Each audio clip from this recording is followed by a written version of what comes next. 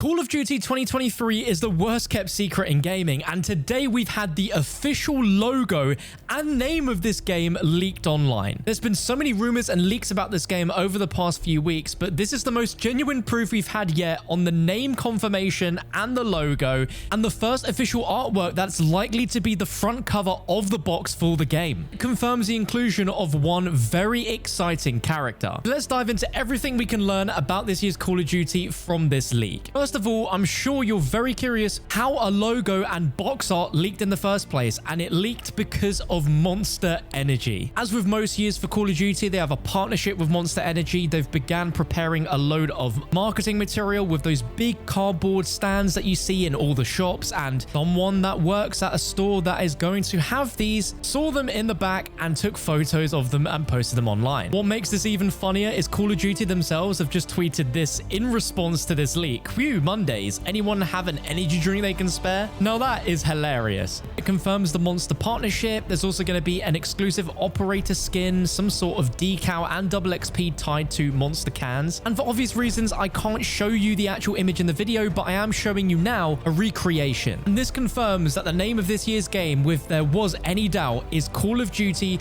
Modern Warfare 3. Now, a week ago, there was a bunch of screenshots leaked from a alpha build of the game that showcased various weapons and menus, but also showed logos. And very interestingly, this is very different to the logo that has leaked today, where the logo looks a lot like the original Modern Warfare 2019 logo, but they've just put 3 red Roman numerals underneath Modern Warfare. Sort of similar to the vibes we had for Black Ops 3, although those Roman numerals each were different shaped. These are just very simply 3 sort of tally marks to symbolize that this is Modern Warfare 3. Now, the main exciting takeaway is not of the name, because that was very obvious, but the artwork itself, which reveals Captain Price as the main soldier. But behind Captain Price to his left, you can see a silhouette that shows one side of a face, and that face is Vladimir Makarov. Now, it's heavily hinted at the end of Modern Warfare 2's campaign that a certain villain was going to rise to the forefront of the storyline, and it was teased a little bit throughout the raids, but it's never actually been something we've seen in the game. But this confirms in my mind that Makarov is 100% a main focus of the villain in this game. Right at the very end of Modern Warfare 2, if you've not played the campaign, then slight spoilers, but it's very obvious that they're recreating No Russian, as it's led by Makarov via a text message that the person within the end cutscene receives. We also get a massive teaser towards this at the end of the final raid episode, where we defeat Hadir, secure the warhead, and we attempt to get a name of the threat that's coming to Urzikstan, although Hadir dies before he's able to say the name. It is very obvious that the name is Makarov. This enemy has been a tease in the making for nearly a whole year now, so I'm glad that at least when it comes to the marketing, he's a very focal point of it, which means he's going to have a lot of importance, and a lot of the game is going to be based around him. Now, we're all expecting this game to have a campaign, full-fledged multiplayer,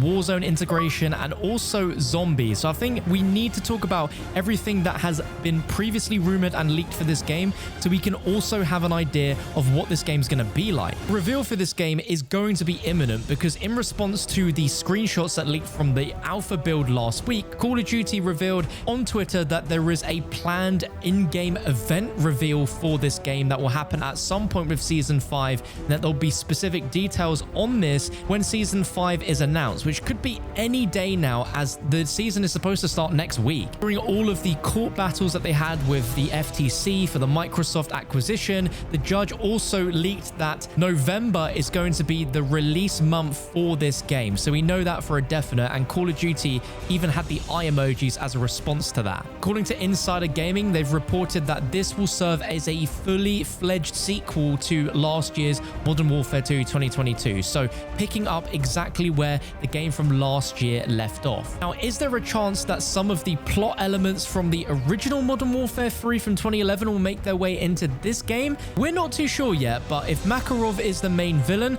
and they're rebooting him, then there's every chance that there could be some similarities and callbacks to it, whilst also being completely unique and different. And when it comes to multiplayer, it's been rumored for many months now that this game is basically going to feature a ton of the fan favorite maps from the original Modern Warfare 2 remastered as multiplayer maps that we didn't see in this year's Modern Warfare 2. There's evidence to back this up, as around a month ago there was leaked images of potential maps, including remastered and enhanced versions of Scrapyard and Terminal.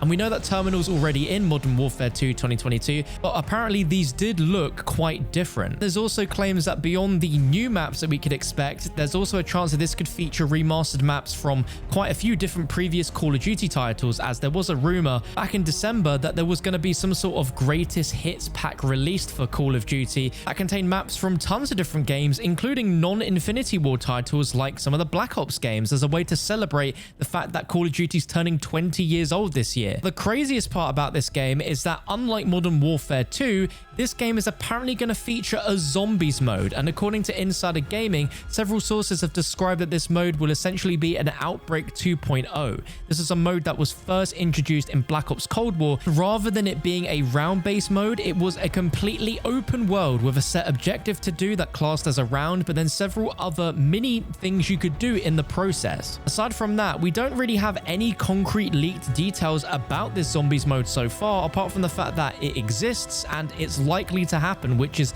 the craziest part of all. We've also seen several leaks that the developer of this game is likely to be Sledgehammer Games, who will be developing this fully. Even some slight evidence to back this up, as when Call of Duty tweeted about the reveal of this upcoming game, Sledgehammer Games retweeted it, which is something that definitely raised a few eyebrows. It's also incredibly ironic that Sledgehammer also co-developed the original Modern Warfare 3 with Infinity Ward, so it's crazy that they are now doing the same thing over 10 years later with the exact same named game. It's crazy. According to leaks from Bob Network UK, which came from the alpha screenshot leaks, multiplayer is going to have a few big fundamental changes, which is going to make a lot of the core community very happy, such as rumors of a classic mini-map reportedly returning, and the perk system being overhauled for a new gear-based system, which offers a more fresh method of selecting perks, where perks are going to be tied to specific sets of gear like helmets, boots, gloves, which will be really interesting. There's also the return of the ninja perk apparently,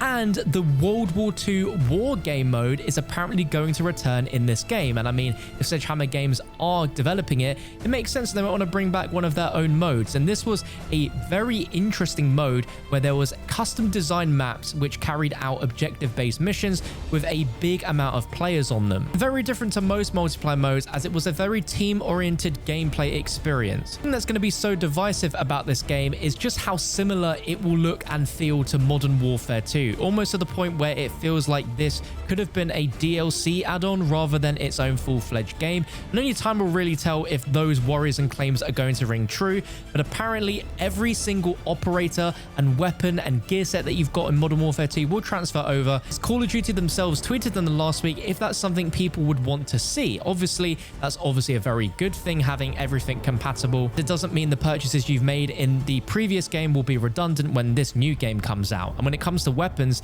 it sounds like there's going to be a lot of fan favorite weapons from the original Modern Warfare 2 and from Modern Warfare 3, such as the MP5, the Scar H, the UMP45. So from a nostalgia point of view, it's going to be something which a lot of people are going to really like. However, it's going to be very interesting to see how this game treads on the fact of it appealing to nostalgic fans who loved all that old content, but also it having an identity of its own. And I think that's going to be something that's going to be really hard for this game, considering it's coming a year after Modern Warfare 2. It's a direct sequel, and it mainly seems like it's going to look and feel the same. Until we actually see it, we can't be 100% sure, but I think that's going to be something that this game might struggle with, and I'd love to know your thoughts about it all in the comments below.